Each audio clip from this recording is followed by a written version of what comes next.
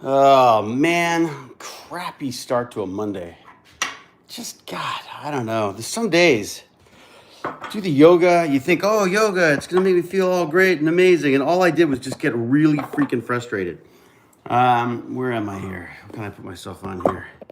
Like I do have a stand. I just don't. It's never where I need it at the time. I need thousands of stands is what I need. Here you go. So yeah, yoga today, and then I gave up and did a 7 minute because I was just, oh man, it was just so annoying. I couldn't do any of the moves, and Jane was doing them, and I was just whining and complaining and getting grumpy, and I didn't even feel like I'd exercised. So I leapt into, I did like a half hour yoga, and I did like a 7 minute workout, which is the complete stupid opposite thing to do. So now I'll be all tense and gross for the whole day instead of nice and mellow. But she tried. Poor Jane. She tried. She tried her yoga. I just today was not into it. And they were playing jazz or fusion or some. I hate that crap. I'm so sorry. Like I know there are people. It's to me. It's like music for musicians. It's like math for mathematicians. It's like science fiction for science fiction fans. It's like you got to be so deep in the woods to understand or get any joy out of that stuff. I don't, I watch soul. I tried.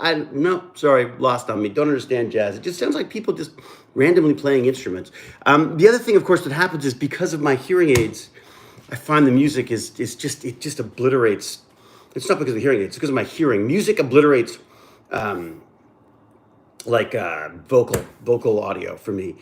So sometimes when it's like random little beep boop beep doop boop beep doop ba ba boop beep, while you're trying to listen to the guy telling you which freaking leg to rip off the back of your backside while you're leaning backwards, and God damn it, that was horrible. Sorry, I hate yoga, I hate exercise, I hate everything today. It's Monday. I don't know, having a bad day today. It's not a bad day. It'll be a great day, but it's just I got stuff to do, and I don't know. Today was just like. Sometimes yoga is not the Zen thing for me.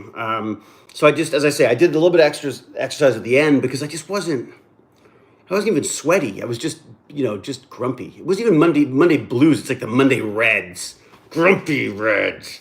Yeah, that's where I'm at. Do you need more coffee? I need some coffee, Tammy. I haven't had coffee. And I also, what else I failed to do is eat properly this morning, which probably makes a huge difference. And I find, for me with, especially trying out these hearing aids, I love being able to hear things. It's really neat. But processing that information, my brain is really struggling with little noises and stuff, right? So all sorts of little things I get distracted by because you know what I'm like. I'm squirrel at the best of times. And then to have like suddenly something in your ears going like, hey, what's that? What's that? What's this? So just generally a bad morning of exercise for me. I should put my glasses on because I can't see who's here. But hello, Tammy. Hello. Who else we got? Who was that that just popped by? Angel, how are you, Angel Games? I'm good. Russian Spy, hello, Russian Spy. I feel like you should be, I don't think it's secure. I think they're onto you. What else we got? Coffee is life. It's so true. Tammy, Randy the Magician, Randy the Magic Man. Randy the Magic Man is going to show me and the Tech Bandits some magic tricks one day. We just got to figure out when. But very kindly offered to help out on the Tech Bandits there. Actually, I don't think he really did offer to help out the Tech Bandits, but I basically I twisted his arm, so I apologize, Magic Man. He offered to show me some tricks, and I was like, "What a great idea! Why don't we show the Tech Bandits?" Because I'm a little obsessed with that stuff right now. So what do we got? But thank you for humoring me on that. What else have we got? I got the alert this time. Woohoo! That hat is everything. That hat is more than everything. It's also got a light. Isn't that amazing? I freaking love this hat. I think Barnacles is jealous for my hat. He was going on about it the other day. They're like $10. They're like cheap. Hi, Mr. Grumpy. From me, son, Mikey. Are you guys grumpy too? Okay, just, Mikey and Steve, can you just be grumpy for me as well? I saw the interview you did on Gate World. Oh, good. Quite enjoyable. Not great, but quite enjoyable. Hello, Ivan. Hello, the Dev. Hello, 3D Jeff. Who else we got? Kameraden. Hello, Sherry, Gary, Harvester, Brick Tech, Leslie. Did I say Leslie? And who said hello first? Amaya. Thank you very much, Amaya. And Soma Proof. You were almost in there too. And Dorian, Christopher. Have I got everyone now? I think I've got, well, I'll never, people keep showing up. What do you do? Commander, how are you? Commander of Warcraft. What's even going on here? Good point. What the hell is going on here? I'm whining and complaining about doing crappy yoga today because I felt like yoga for like, I don't even know what, well, first off, for 90-year-olds. For 90-year-olds who can't get their crap together. And I just couldn't, yeah. It's great to see you grumpy or not. It's probably more fun when I'm grumpy, actually, to be truthful. Nephilis. I'm far more exciting when I'm actually angry about something. So I gotta make coffee. Who wants coffee? I do. Join me. Our dog is outside roaming in the wilderness. That's fake grass, by the way. Look at that. That is fake grass. I never thought in my life that I would live somewhere that had fake grass, let alone put fake grass in. But because of that tree is very acidic, and it kills everything underneath it with its sap. So short of tearing trees down, which I kind of don't want to do because I feel like that makes me the bad guy. I thought I had better. We needed to do something to stop it from turning into a giant mud puddle.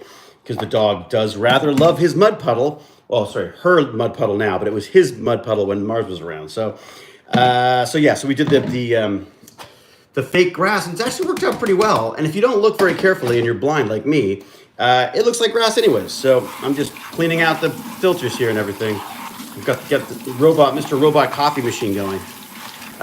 Exciting things to tell you. What have I got to tell you? What's happened this week or this weekend?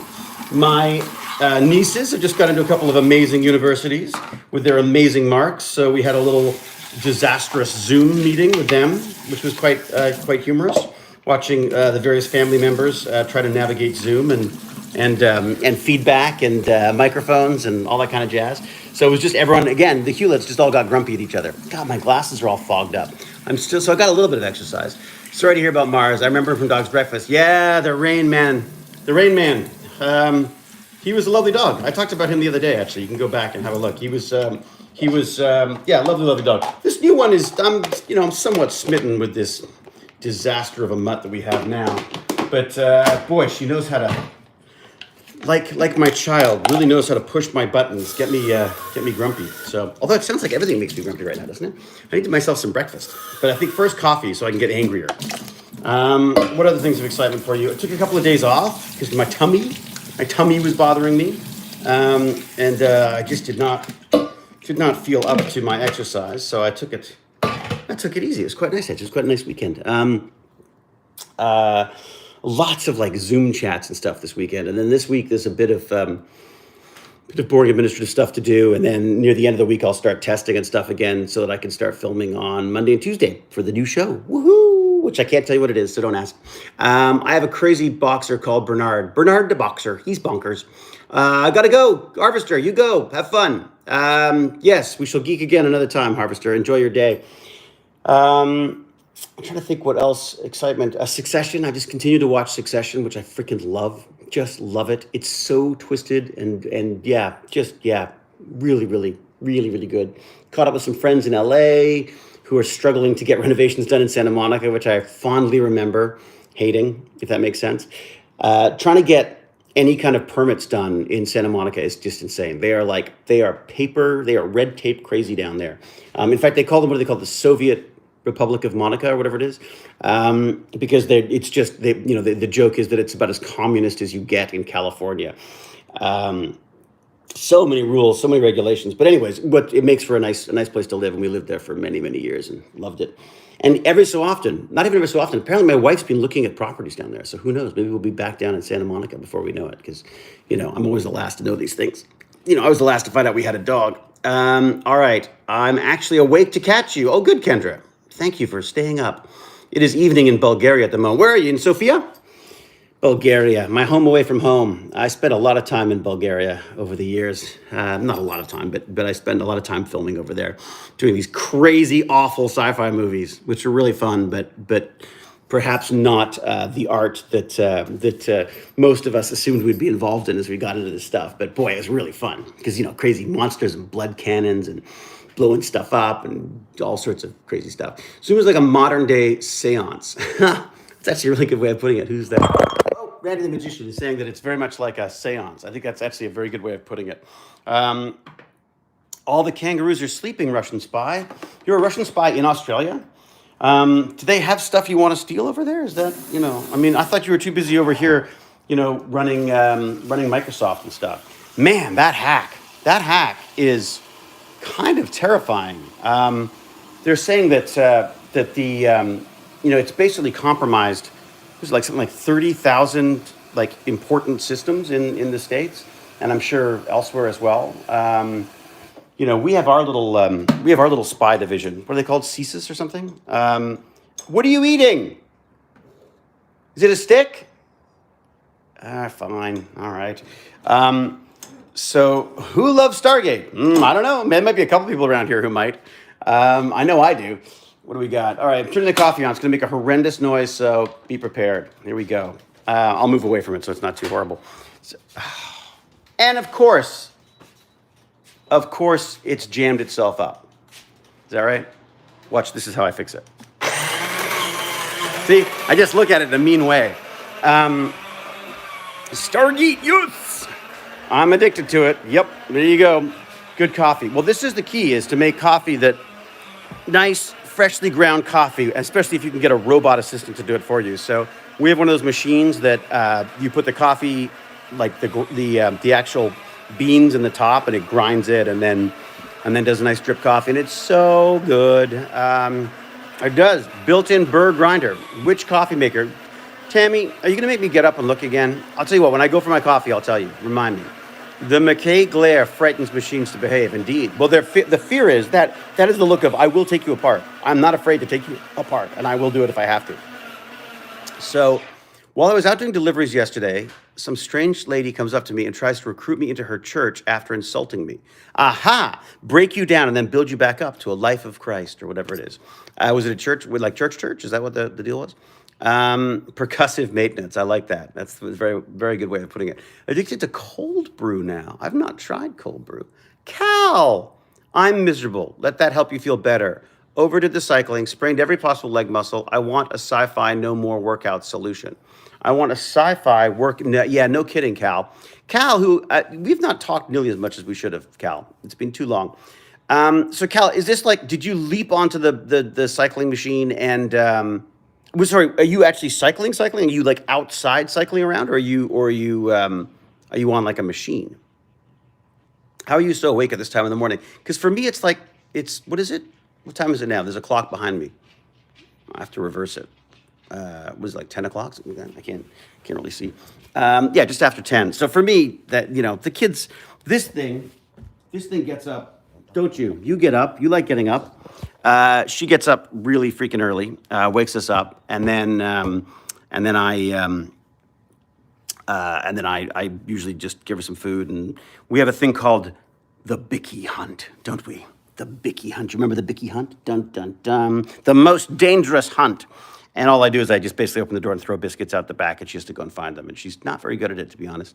Bro, that was like 12, 13 years ago. There's plenty of info on it. What's that? What's Angel Games asking about? Angel Games, where are you? Why did they stop Stargate Atlantis? Oh my God, so many answers to that, because they're dumb. Which of the Mackenzie brothers are you playing? So, take off, No, you take off, Puzzler, On the first day of Christmas, my true love gave to me a beer in a tree. Outside, weather's nice. Bad car drivers adds to the excitement and turns into a survival game. Whoa. So, Cal, what you do is you got to get yourself some kind of like a contraption, a torture device like myself, that sits in the... Look at this dog. Look at that dog. Do you want to go out much? Yeah. You want to get like some kind of a device, a torture device that you can have in the house. You just stick a freaking screen on it, and then you can just, watch and stuff. In Moscow, 18 to 11 hours, and so 1,800 hours and 11, is that right? And dinner now, woohoo, enjoy your dinner. What are you having in Moscow for dinner? God, I want to go to Russia, I really do. I want to go to all these places that I probably shouldn't be going to. I want to go to China, I want to go to Russia,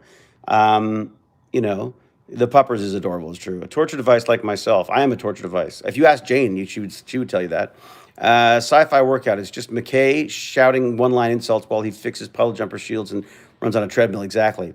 Me too. Russia looks cool. It does kind of. I mean, like I guess just because there's so much mystery surrounding it. I bought a. Okay, so get this. So I finished Flash Boys, which is all about this high frequency trading stuff. Fascinating, like absolutely fascinating. Not sure I understood all of it because I only play smart on TV. But just a fascinating sort of look into the world of the stock market now and just how basically how completely corrupt it is in every way, shape, and form. That it really makes you sort of question any decisions to be involved in it because it just I mean there's so many people running games behind the scenes on all this stuff. So just all about like dark pools where so basically these are corporate exchanges, and of course given a preference, they're going to want to use their corporate exchange rather than one of the public exchanges. And then even the public exchanges are selling information to people about trades so that they can jump ahead in the few milliseconds they have to make a deal and scuttle yours or whatever. So anyway, it just sounds horrible. But the fascinating part for me was that all of these guys who got involved with trying to fix the system, so they're trying to get rid of the idea that speed was the only way to continue this. The idea is they were laying fiber and stuff. They're just trying to make the fastest possible connection to the exchanges. And it kept coming back to 9/11 for all these guys.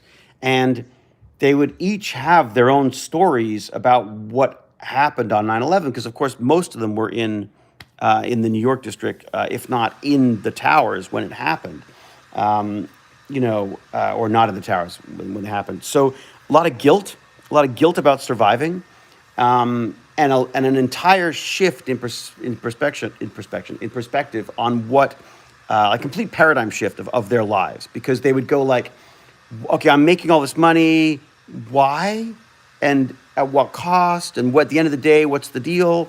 So a lot of them had this sort of like epiphany and decided to use their programming skills, their trading skills, their connections and stuff to try to actually fix problems rather than take advantage of them. So a lot of really depressing stories about the towers going down in New York. What's so weird about it is when you think about it, consider those numbers compared to the numbers of dead with COVID, and it just pales in comparison. I mean, I'm not to belittle it in any way, and of course the trauma of something like that, I think, I'm not going to say it's going to be more. I mean, I just think that it's shocking to me the change that happened to the world because of those incidents. And strangely, how little the world is changing because of the COVID situation. I feel like governments really leapt into the fray, obviously, during 9/11. And I feel like here they're all sort of holding back. They're trying, I don't want to cause any fuss or anything. I don't want to giant upheavals or anything. So I just feel like, and maybe it's too early to tell. I mean, 9/11, I remember my father saying that this is going to change everything. Like, this just changes everything. And I was like, well, I mean, I didn't see the big picture. I saw the towers and but I couldn't get my head around the magnitude of what had happened. We were supposed to be flying out a couple of days later, and we didn't. We stayed. We debated staying in Toronto because we were living in California at the time. But it was one of the times I actually spent with Jane before we were both married, so all very innocent and all. But Jane was stuck in town at the time, and so she came to see this Treat Murray movie that was screened with about 4 people there because no one wanted to leave the house, obviously. My father wouldn't come because he didn't feel it was the right thing to be doing at the time and stuff. So wow, Dorian, thank you very much. Love the way you explain things. Always keeps your attention on and subject you talk about. You're a legend in the Hardy fans. Love the way you explain things. Always keeps my attention. Oh, thank you very much. I was gonna say I don't keep my attention, Dorian. And thank you. There's no need to throw money at me, but thank you. And so that Dorian, that money will go towards Tech Bandits. The Tech Bandits coffers, which thanks to everyone is doing quite well now. It's actually quite nice. I'm looking forward to perhaps getting that giant PC sorted out once there's not chip shortages and pandemics and stuff. Anyways, so yeah, it was just very interesting to have all of these reminiscing about the Twin Towers and the attacks in New York and around the country at that time during a pandemic like this. So again, not belittling them in any way, but just how I guess this is part of age, isn't it? I think as you get older, things take on a magnitude. They become so much more um, encompassing. They have much more weight to them as you get older, I think. And I think not having a kid at the time, I think if I'd had a kid when 9/11 happened, I think my response would have been very, very different. But because I didn't, and I saw my parents' response to it, my parents, I think, understood much faster and much so more deeply what had happened. And I feel now with the pandemic, I feel like, God, every time I see the numbers, I just keep thinking like, that's my dad, or that's my friend, or that's my son, and that you sort of can't do it. If you do it too much, you beat yourself up. But happy thoughts, well, sort of happy thoughts, I suppose. I was contacted a while back about an idea for a kind of wonderful Stargate fan who had this had a horrible time with cancer and unfortunately has now died because of it. But one of the things they were talking about doing was trying to come up with something for his ashes, something suitable for his ashes, and they were debating like, could they do something Stargate related? And I had suggested to them that maybe a ZPM might be the way to go. And I'm really hoping I can help make that happen because it's just kind of sad. I didn't get a chance to really talk to him that much. I had a couple of emails back and forth. He wasn't feeling up to the video stuff, and I don't know how aware they were of where he was in the stage of stuff. But his wife and his sister and his friend were trying to figure out what to do, and they were very sweet, and they got in touch with me, and so I've sort of reached out to a couple of people about it. And in fact, I'm going to talk to and I don't want to name names because I don't want to shame them into helping. But there's a couple of people that I think would be worth talking to about this because I think it'd be kind of my feeling was that a ZPM is somewhat ornamental. Like it could look to me, it could look like Jane. What did you call what did you call it?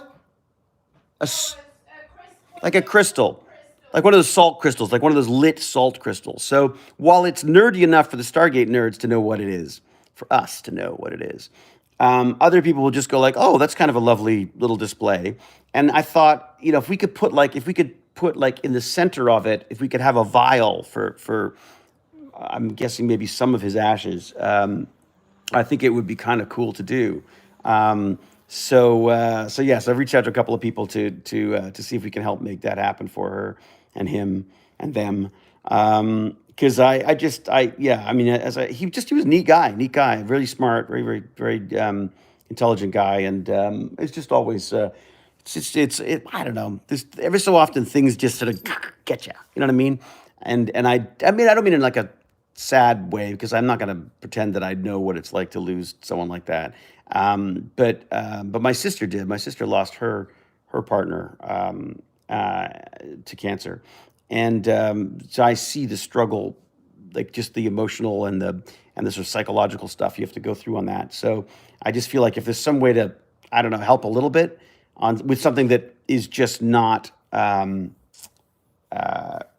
I feel like it's a project that he would have enjoyed doing, and I know I would enjoy doing it. So I'm assuming he would enjoy doing it too. So I feel a little bit guilty that I'm getting joy out of this, but I think in a way, at the same time, I think that in itself might be somewhat of a plus to come out of it. So, anyways, I hope I can make something happen. We'll see. I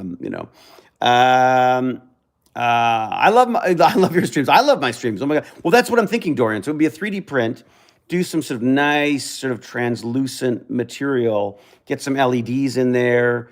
I think color, excuse me. I think as I choke on my breakfast, um, I think the colored glass or the colored filament would look really, really nice with a couple of LEDs behind it, and you could maybe just have a nice soft pulse to it or something.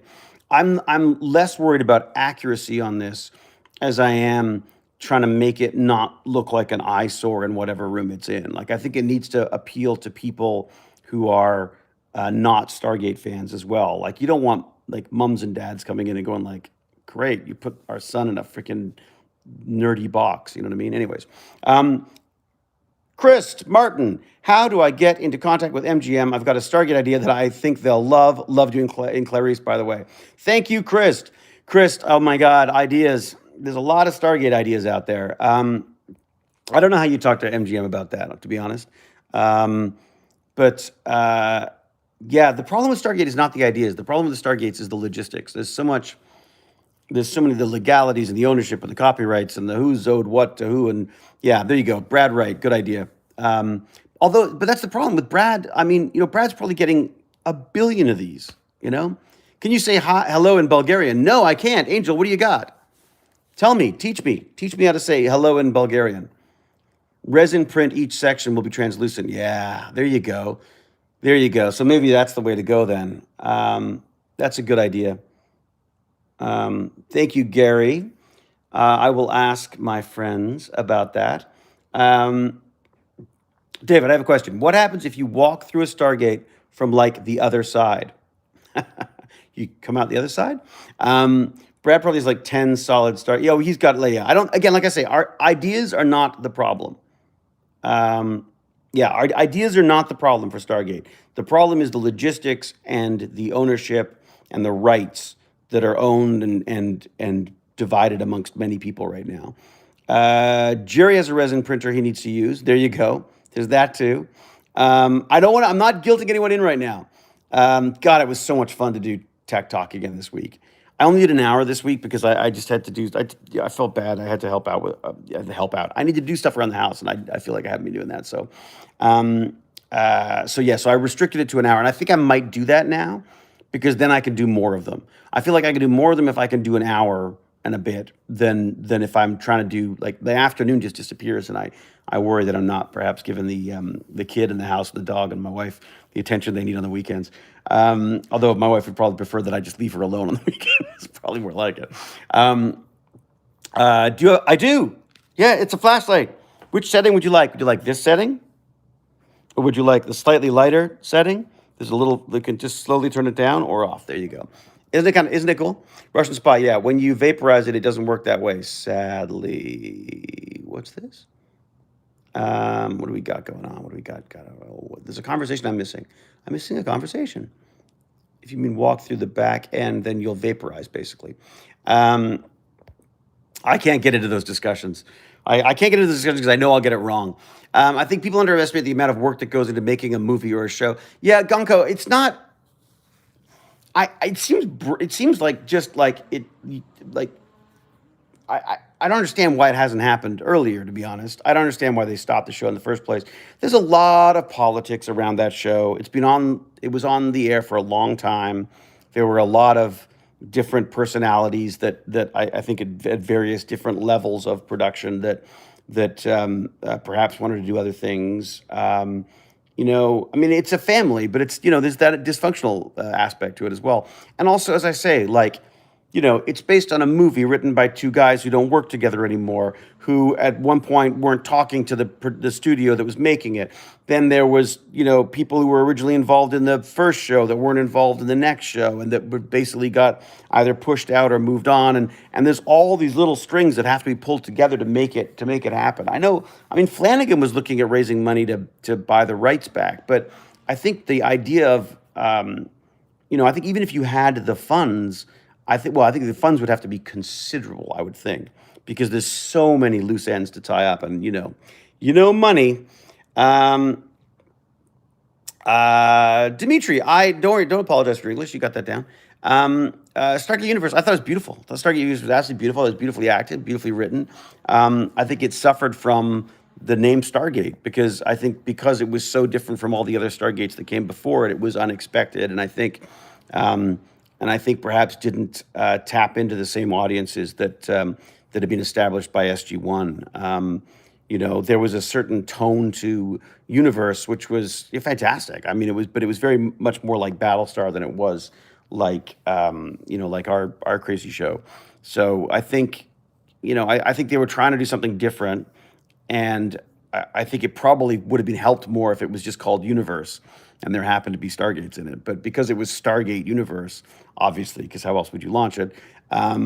Yeah, I think people were expecting one thing and got something else, and I think that was the problem. I think there was a quality issue. I think it was just a matter of maybe not appealing to that core base of fans. I mean, I feel like MGM and others underestimated, maybe underestimated. I don't know if underestimated is the right term. I don't think they completely understood the world in which they were a part, if that makes sense. Like the fandom has changed considerably over the years, and I think one of the big things about SG1's, and one of the big advantages that SG1 had was that all those early adopters on the internet. You know what I mean?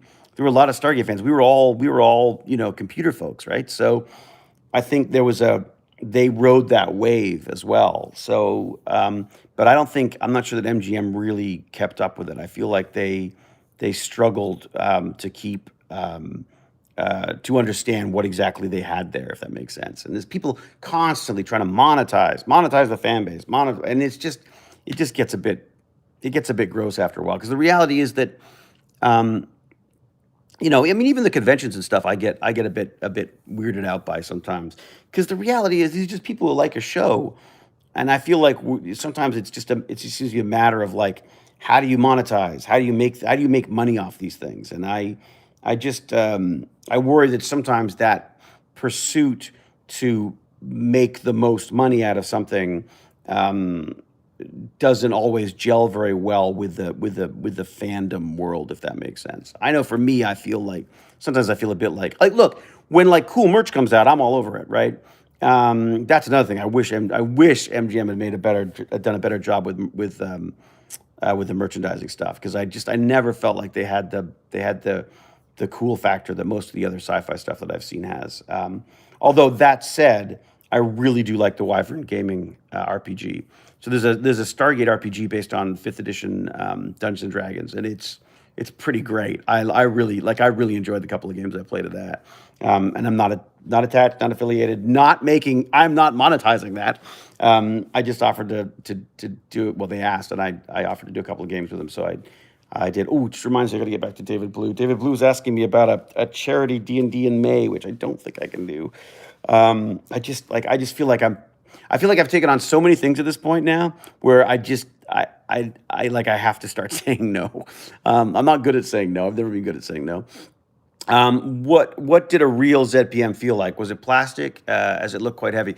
It was quite heavy, and it was a resin material. Like, it seemed like a resin material. It's possible even that it was probably vacuum formed, or maybe even God, is it possible it could have actually been just handcrafted? Keep in mind that, again, they started SG1 a long time ago, when a lot of these resources, a lot of these new high-tech stuff weren't available. So a lot of stuff just gets made by hand. And in taking apart the chair, which is sad, but it was falling apart. And then I sat on it and it broke. But I've salvaged all of these little parts from it. But what I saw in the pulling apart of it is just how it looked like they were sort of figuring it out as they built it, if that makes sense. So I think there's a real sort of maker quality to a lot of this stuff, which is, I mean, the props were amazing. They had weight. They felt good. Yeah, resin mold. That's probably a resin mold, something like that. That's what it felt like. And then it lit up, and it had a little switch on the side that you could turn it off and on with. But yeah, they were pretty heavy. Oh, Dave, all Stargate aside, have you looked into the leadership of the United States' new branch of the Space Force? I promise you it will surprise you. Okay, Red Star, I'll have a look. That is kind of fun. All right. Am I going to Murph in June? I doubt it. I doubt I'm going anywhere, 3D Jeff, I'm afraid. We've not vaccinated here. We're not. We don't. They're talking about maybe having vaccinations for us by the end of the summer. So I don't think we're going to be, unfortunately, I don't think I'm going to be going anywhere in the near future. Hello, David. Just ordered the Toby Tracking 5 for Star Citizen. Can't wait to play around with it. It's really fun, Metroid. I'd like to get the 5. And I've been talking to Gimpy God, who I'm hoping to talk to today, actually, as well. I wonder if he's around. If he's around, I'm going to talk to him today, I'm hoping. And the idea there is to use it in conjunction with head tracking and some mouse stuff for assistive, using Windows with assistive tech. So that could be really fun.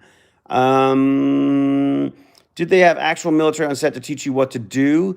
They did for some of the people. For me, they didn't. For me, I showed up late and they handed me a gun. I don't know. I never really got much training with it. Someone said, just don't point it at other people. I think that was basically mine. Patches are usually get custom made in batches of 50, so you can easily sell them on Etsy. Yeah, but are you allowed to? Oh, hey, you're streaming. I am? I am? What?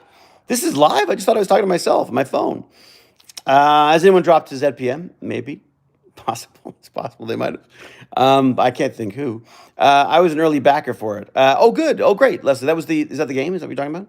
88-year-old mom got a vaccination on Thursday. Woohoo! Moe's Chicken, yeah. Good. I'm glad. P90s jam like a bugger, especially when shooting blanks. Yep. We'll get what games the blanks do for sure. All right, what do we got? Rebel. What's that? Rebel Time Lord, are you here? Is that who's the Rebel? Hello. Oh boy, you're late. It's true. 36 minutes late, Rebel Time Lady. I'm disappointed. I'm taking a 2-day seminar on leadership. And a friend of mine who knows I'm an SGA fan said to ask McKay about leadership. Let me tell you about leadership, Tammy. Leadership. The importance is, again, I joked around about writing one. I wrote a bit about leadership where I tried to take all the self-help leadership stuff that I've read or encountered and sort of get it wrong, if that makes sense. Like get the wrong sense of it, it's important to listen to others and then ignore any advice that they give you, that kind of stuff. All right, I would love to find out where to go to see if I could be a background character for a set somewhere. 2013, John, there's what you want to look for is background casting. There are background casting agents. There are background agencies, basically, that will give you a buzz when they need people. Where are you based? Best leadership book is Extreme Ownership. Is it? Kameraden. Okay. I quite liked the Personal MBA. I love that. Don't forget the name of your coffee machine. Don't forget the coffee, you mean. Thank you, Tammy, for oh my God, I exercised. Did I mention the burn to learn part of today? All right, I'm up and moving. Boy, I look like a homeless man right now. Or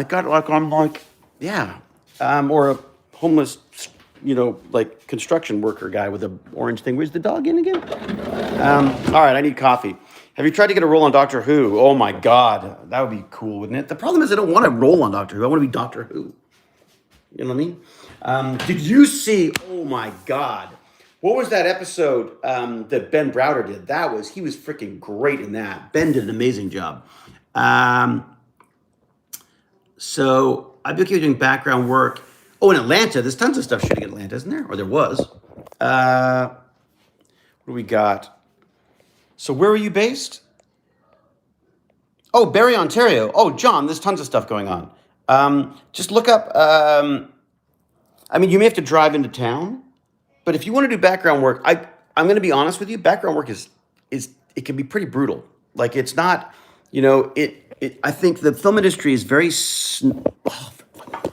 the film industry is quite snobby and kind of, I would say there's almost like a caste system to that was an irony there, to the working on set. And I find that I don't love the way background performers get treated a lot of the time. I mean, there are checks and balances, there are things in place for them because they are unionized, but it always feels a bit like us and them.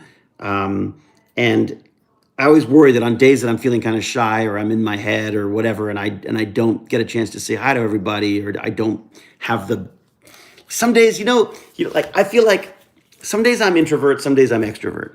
And there's some days I just don't have it in me to go up and say hi to people, right? But of course, in many cases, they don't want to bother you. So, but in most cases, I would rather people say hi to me because it breaks the ice for me.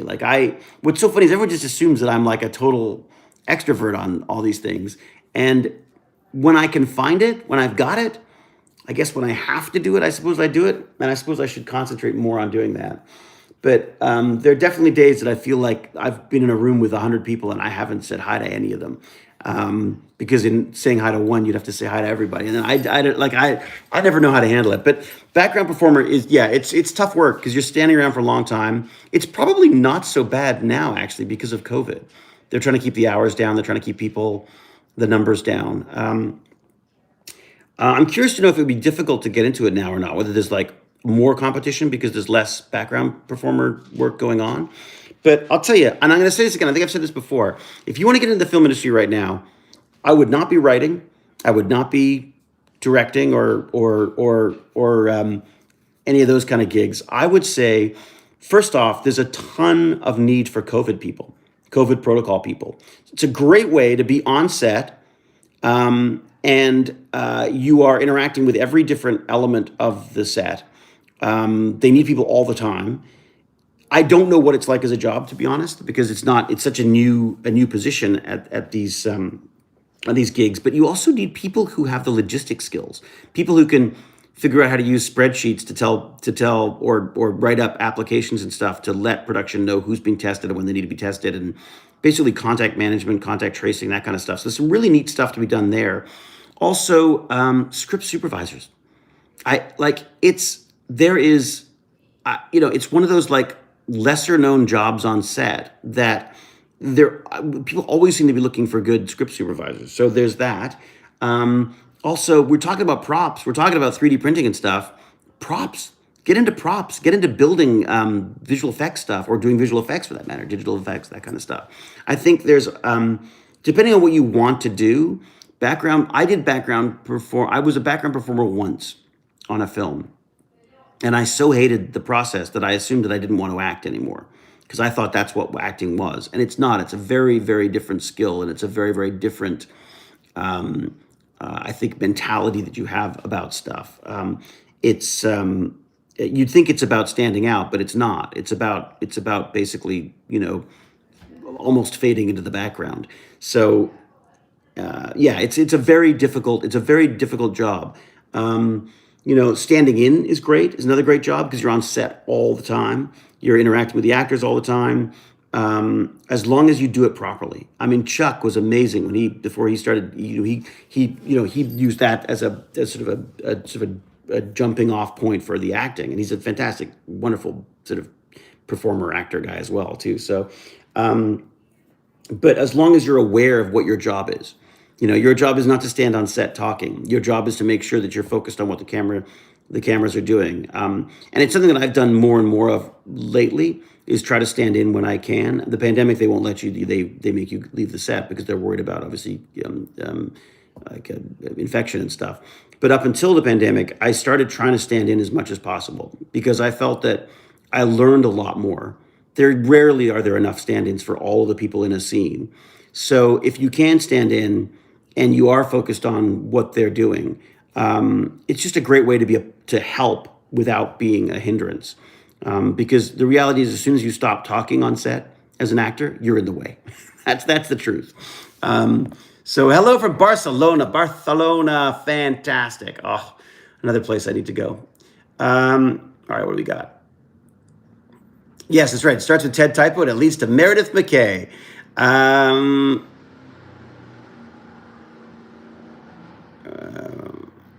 Okay, David, did you know the real reason the United States invaded Iraq?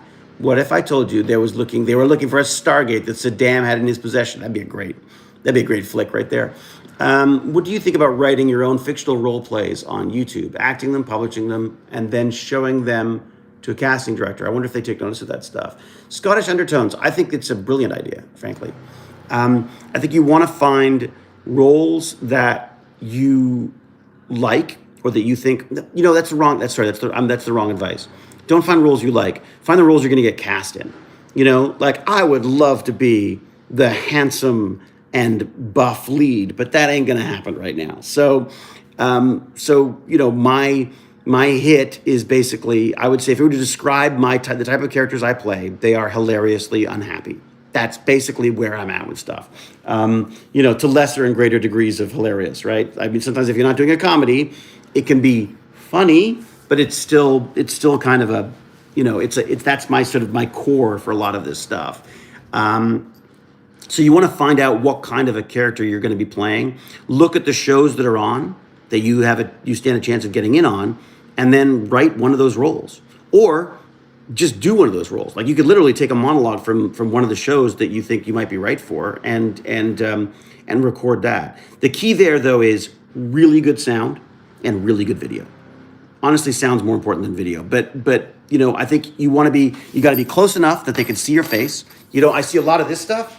Hello, I'm so and so, and it's like, how do I engage with that? You got to be right in there. You know what I mean? So, like, you want to be like about there, I would say, and you don't generally want to talk to the camera. You want to talk a little bit off camera, so it's not quite so sort of like, but I do think that it's worth doing. But again, the big thing I'm finding more and more is you've got to enjoy what you're doing. So I've got to the point now where I don't do auditions if I don't like the audition. If I don't like the actual part that I'm playing in the audition, like if I don't like the lines I've been given, it may be they're like, oh, but it's recurring. I was like, I don't care. I got like 5 lines. I don't like it. I mean, I'm sure the role is great, but there's nothing I can do. Like, I don't enjoy the process of that audition. If I don't enjoy the process of that audition, I don't do it anymore. Now, I'm lucky. I've been doing this for a long time. I've reached a certain level where I don't have to do things if I don't want to. But for most people, you're going to want to do everything you could possibly do. And you'll probably honestly enjoy it. I did to start. It's just after a while, you get old, jaded, and, bored. But, so I think the key here is to make sure you're enjoying what you're doing, because people will read that. If I'm auditioning for a part that I don't really want, or it's for, I stopped doing commercials. I was auditioning for commercials all the time when I was younger. I stopped doing it not because I didn't want it's not because I didn't want the money and that I thought I was better than commercials or anything. It's because I wasn't getting them and I hated them. And I hated them, so I wasn't getting them. Like, you can pick that up. I'm not that good an actor. So I suck at selling people things. I hate it. It just like every fiber of my body makes, it freaks me out. So I stopped doing the auditions for that. And I know a lot of people who make a lot of money doing commercials or voiceovers or all that kind of stuff. Voiceover stuff, I love doing voiceover acting stuff. But there's people who are so much better at it, who've been doing it for 30 years. Like, I've been doing acting for 30 plus years or whatever. I know there are certain roles that I'd be perfect for, but they're very specific and like I say, it's not something I do all the time. So the point is, find something. Like, I wouldn't just do roles to show casting agents. Do roles to do roles. You know what I mean? Like, this is what I wanted to do with Soliloquio. And I feel really bad about Soliloquio because I took that on. I really thought I was going to be able to make that happen. And it was just too much. And I felt that the time was better spent working on Tech Bandits. But the gist of that, I think, is still very valid for everybody else, which is, I don't think it's about just doing a scene and showing it to a casting agent. It is going to be much more powerful and much more useful to you if you're doing that all the time. If you're just trying stuff out all the time and putting it out there, getting feedback from people, which some of it's going to be horrible. Some of it's going to be horrible, I guarantee you. But good sound is more important than good video. iPhone, probably good enough, I would say. At some point, it may be worth upgrading the audio. Although, I don't know, how is the audio on this? I think when I put it down on the surface on the island, I think it tends to muffle the sound a bit. But it really does make a huge difference. Like, if there's anything standing between you and the person you're trying to convince you're right for the role, it's going to work against you. So obviously, you want to just reduce the friction as much as possible on that stuff. So advice would be, yes, absolutely, find roles that are right for you on television now, on shows now. What are they doing? Like, Clarice, if you're in Barry, when someone was talking about being in Barry, so look at all the shows that are shooting in Toronto, and you could just look up online, go like shooting in Toronto. There's always a list of stuff. Same thing for Atlanta, same thing for anywhere else you're filming. Find out what's shooting, watch a couple of the shows, hell, watch all the shows, and find the type of characters that you're seeing coming in on a regular basis. Like, so for Clarice, it would be there's FBI agents, there's either FBI agents or criminals. Basically, those are the two, and maybe some family and friends type thing. But mainly criminals and FBI agents or cops, right? So get your cop shit together. Like, find a way to, I'm not saying you have to dress up as a cop. I always find that a little desperate, but although for some people it works. If they look again, I shouldn't judge that, because for me it feels silly. For other people, I'm sure it absolutely, and it makes more sense really if you think about it. If you're playing a cop and you can show up in a cop uniform, perfect. All I do is I basically give it a hint. So if I'm playing a white collar criminal, I wear a white shirt and maybe a tie.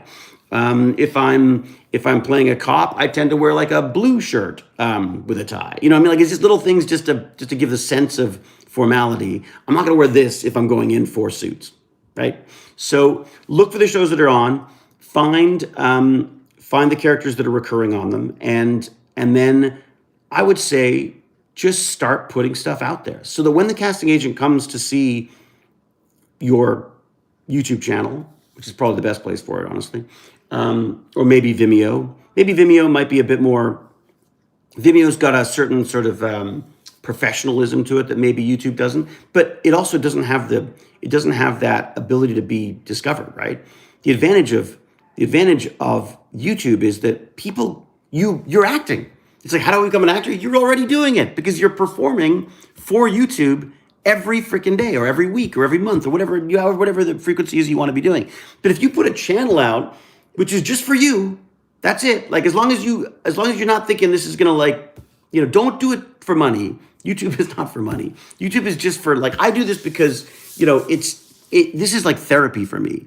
And also it's just kind of to me, it makes me feel less guilty about not being able to answer fan mail and stuff. Like, I just at some point in my life, I went, you know what, I can get through to one person, using handwritten things and sending a photo or whatever and make them happy, or I can be talking to, I don't know, however many people there are. So 100 people here, 95 people here now, I'm rounding it up. I can be talking about this with more people, if that makes sense. And so the time that I would have spent doing a few letters, I think, talk to more people. That was my scientific approach to it. Anyways, so the point being is, you want to act, you should love acting, not being famous, not being rich, any of that kind of stuff. Because there we go, we're back. It's okay. I don't understand how that happened, because I turned off the network, but someone called. Oh, I know what it is. It's doing IP calling. It's doing calling over IP, of course. Okay. So I'm back. Okay. Go drink your coffee. I know I totally should, shouldn't I? Wi-Fi calling? Yeah, basically that's probably what's happening. I did meet Joel very, very briefly. I met Joel, but I talked to his protege, should I say, or no, protege assistant? Not, I don't know what the term would be, like his co-composer, and he's just absolutely fantastic. Always enjoy listening to you. Thank you, Metroid. So look, did I answer the question about the acting? Does that make sense? I think if you want to be doing something like I think casting agents are going to be more reticent to see something that's just being done for them in a one-time bid to get their attention. I think it's much more engaging for them to see, oh, look at this guy. He's got a channel going all the time. You can hide the numbers if you're worried about the numbers, right? I mean, you don't have to tell people how many people are watching. You can even make it private if you want. But I feel like the whole point of this is you want to get comfortable in performing in front of other people. If I was starting right now, I would be making movies. I would be making movies on YouTube. That's absolutely what I'd be doing. I'd have a Twitch stream. I'd be doing movies on YouTube. I just think that would be my approach to this stuff. And I think that you also want to think about what you want from acting. Like, what do you want from it? Like, do you want to be famous? I don't want to be famous. Like that's the weird thing is I got into it because I thought I wanted to be famous. I don't want to be famous. I don't like it. I'm uncomfortable with it. I don't, I got to the point where I enjoy playing hilariously miserable. You know what I mean? Like that's what I like doing. I like the technology around film sets and TV sets. I like the crafts that surround me in props and in lighting and in wardrobe, and I love all the technical aspects of it. I hate the freaking politics. I hate the marketing side of stuff. But I also, excuse me, I also know that that's what I have to do because it's my job. I get paid really, really well to work, like really, really well. And I get paid really, really well because I spend a lot of time not working. That's how acting works. I hate being an actor. Absolutely. I've never made any bones about that. I hate being an actor. I don't seek out actors as friends, but I love acting. But the process of being an actor is freaking miserable because you're auditioning and not getting stuff, and everyone says don't take it personally, and then says like just be yourself. You know what I mean? Like so, it's ridiculous. It's a ridiculous industry. You have to love it more than you hate it, and I think that is advice. That is advice from Captain Picard himself. Yeah. So there you go. Want to use your celebrity to learn something? Go to the U.S. Pentagon West Side entrance and ask for the 4 following people. Yeah, it's like, what am I going to, how to get shot at the Pentagon? Is that what's happening? My meds are making me sleepy. Oh no, rebel time lady. Well, enjoy sweet dreams then. I can see the perspective of that. Having seen a lot of interviews from Michael Shanks, he absolutely hated it at some point. So grumpy at times. I mean, everyone's grumpy at times. Some people are grumpy all the time, like me. But but it's part of the job. Like I really feel like I always have a problem with actors who don't want publicity. You're actors who are like, hey, no photos. It's like, dude, what do you like, or what do you get into this for? Like you can't pretend that you can't. I mean, it's like I understand that you could be shy people in the industry. I understand that you could be shy and that you come out of your shell by acting, but then you can't expect people to know that. You can't expect people to know that you don't want to talk and stuff. I just feel like, I don't know. I feel like there's a preciousness to it that bothers me. And again, like I say, the acting world is a weird one because there's also a lot of people trying to make money off it. There's a lot of acting classes and stuff. And I just always felt like, if I was going to learn something, I'd rather learn something like about science or fencing or welding or like, I feel like learning a skill of some sort, surely that is useful for me moving forward as an actor. Learning how to act, I'm sure there are great classes out there. And I think for kids, it's definitely a great thing. It's a great thing to be doing, I think.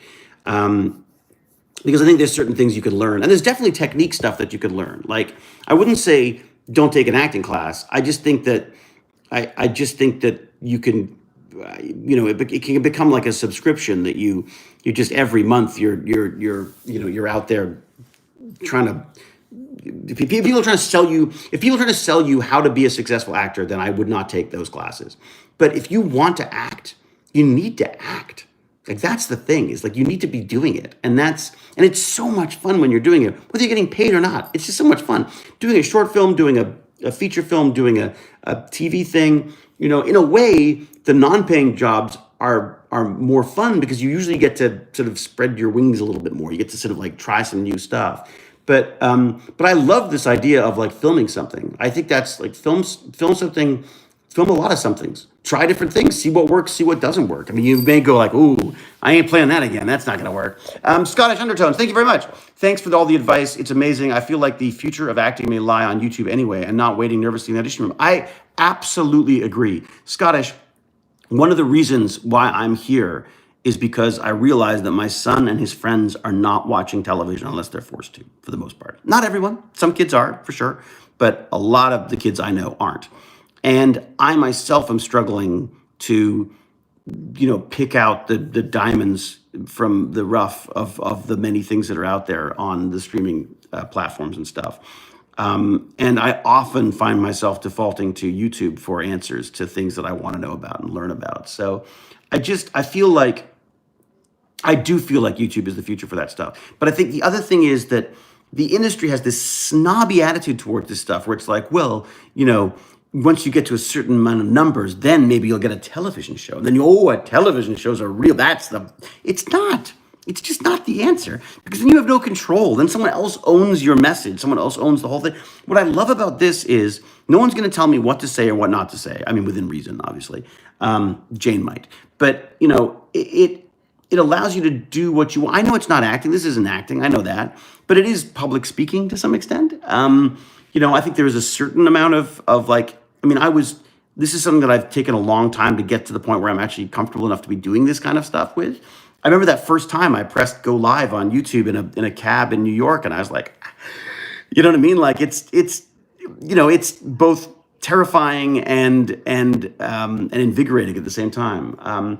I love the idea that you could act all the time. And that's, again, soliloquio. It drives me crazy that I haven't done that. Like, it really does. And, God, Harklight was helping out with all that stuff. I feel really bad that I haven't followed up on that. I just feel like I have to start saying no to things, because I take on way too many things. That's totally ADHD. It's part of the problem with ADHD. It's what leads to the depression and the anxiety that goes along with ADHD, which is just that you feel like you feel like you can do everything.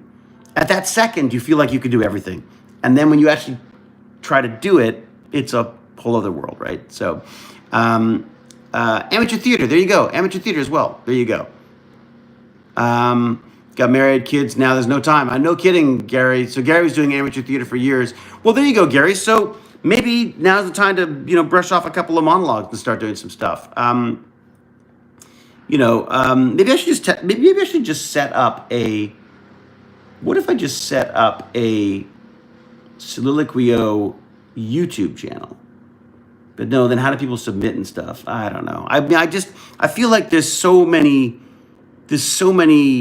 opportunities there for people to actually get themselves out there. Especially, one of the things that I really liked about the idea of this monologues only website, the soliloquio thing, was that it would be a place where people who are more underrepresented could do their acting as well, right? So, like, it wouldn't just be for actors, but it could be a place where just anyone who wants to perform can do that. Because again, it's kind of hard to do it on your own and throw it out there in the middle of nowhere without any kind of support, without any kind of community around it. So maybe soliloquio is more, it's interesting. There may be a way. Look, I'm wondering if maybe maybe the approach might be to do acting bandits, right? Like have a film and TV bandits or something, so that so that we can do this kind of stuff with you and with kids and all that kind of stuff as well. Because I think there is some value there. Also, even just in business, I think there are acting skills that would be very useful in business and politics and even in the sciences, like being able to express yourself. If you can, a little bit of acting would probably help a lot of these rather introvert, brilliant scientists share their message and their projects better as well. So I just realized that I watched most of the live stream from my mobile data. Sorry. All right. You know what? I'm going to wrap this up because, oh my God, it's over an hour. Look at that. And I'm supposed to be busy. Good morning, peeps, says Jersey Dolphin. Look, everybody, thank you very much. I really should. If you've ever worked in sales, it's all acting. Is it? Is that what it is? Yeah, so there you go. So I'm just not a good enough actor for it. Think of what Chaplin, Fairfax, and Pickford started 100 years ago. A group of Canadian film people could start a studio. Yeah, I mean, but that's it. Coffee machine. Cuisinart. It's a Cuisinart fully automated burr grind brew. Let me just show it to you. There you go. This is it. I mean, and it seems like a pretty good workhorse, I got to say. There's nothing. Is there any other identifying? No. That's it. This is it. Is there a name on that? No, just Cuisinart. So it's a Cuisinart. That'd be the one. There you go. That's the info. It seems okay. I mean, it's. I think it's quite robust, but it's not particularly complex in its design, shall we say? But it makes a damn fine cup of coffee, which I should probably have now. Yes, coffee. Have a nice day. I shall. Good work on the exercise. It works. Oh, thanks, Dark Fantasy. I don't know. Does it? I'm not sure. It feels like it doesn't these days. And God, my tummy was such a drag. Oh, really? The metal ones leak chemicals, do they? Yeah, good point, Rebel Time Lady. I mean, this is the funny thing, right? I don't think anything. We all act, right? We are all actors in our lives. We all, like the Beatles say, we put that face, that face that we keep in a jar by the door. We put that on when we go outside.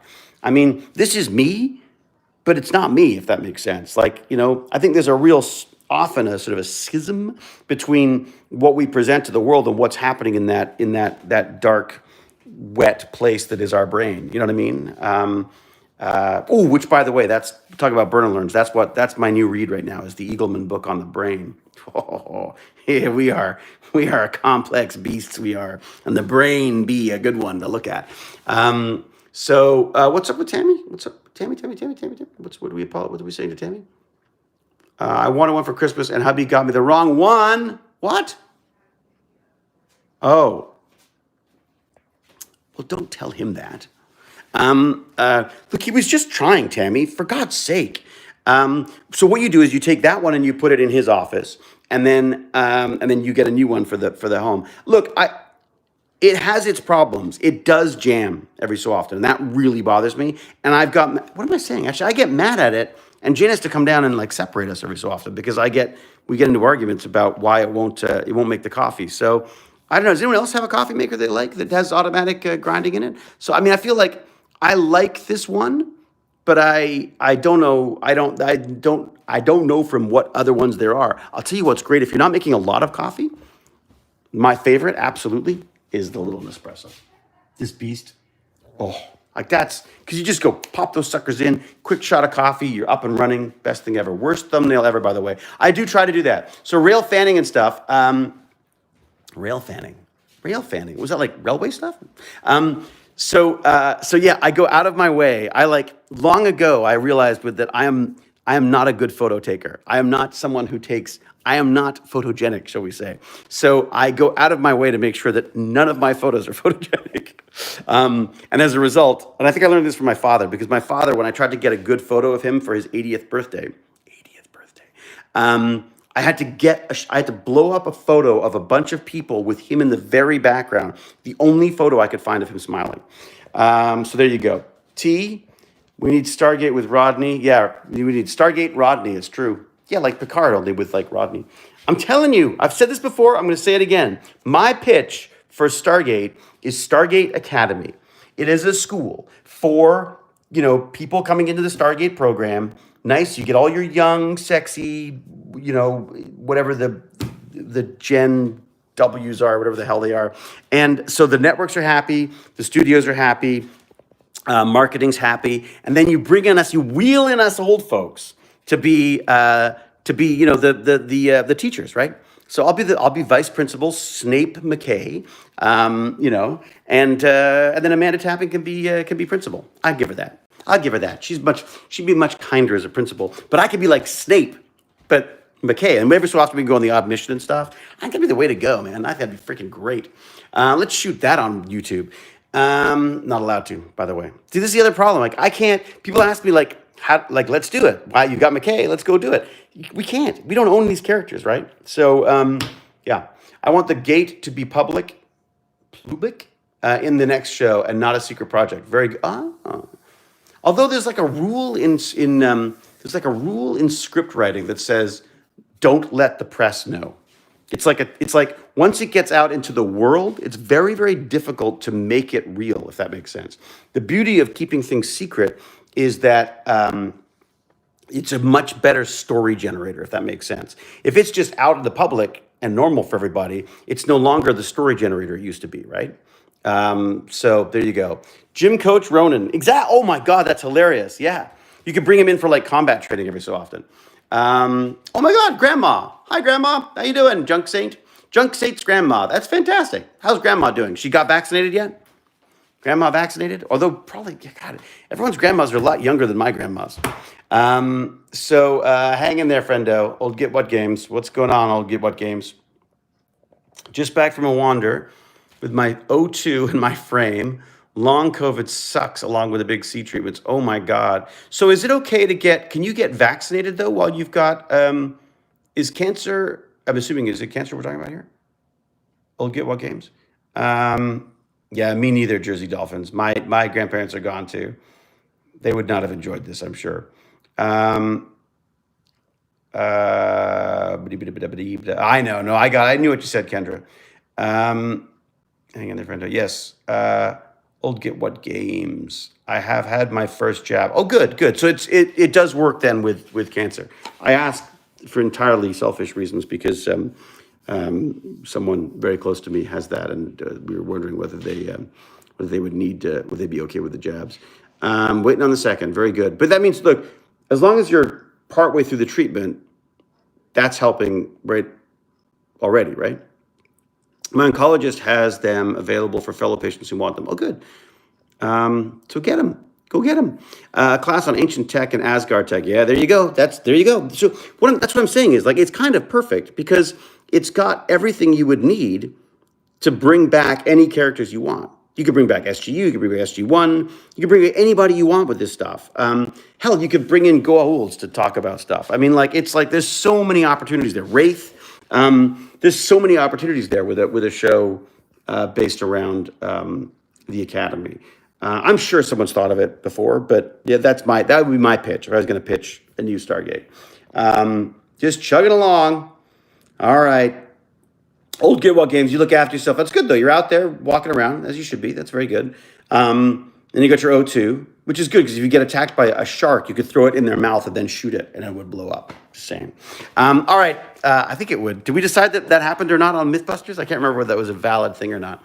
All right, everybody. I'm going to say a fair and adieu, because, my God, I've been going for 70 minutes, and I'm still using my hearing aids. I'm on day 3 of hearing aids all the time. I don't know that it's helping, but we'll see. I'm not sure it's helping my attention span, but it's probably helping my hearing for sure. And of course, they've chosen today to go and like churn up trees outside, so that's all we could hear in the background. All right, everybody. I will say, be safe, be kind, be brilliant. Until we geek again, I will say cheerio and huzzah. And that is the end of another Burn and Learn. I'll see you when I see you. I'm not sure when I'm going to see you. Maybe this afternoon. I think I might do Tech Bandits this afternoon, depending on where the Tech Bandits are and where I'm at with stuff. So we'll see. All right. Bye. Thanks very much, everybody. And thank you for the super chats, too. That's very kind. The Tech Bandits, thank you. Cheers.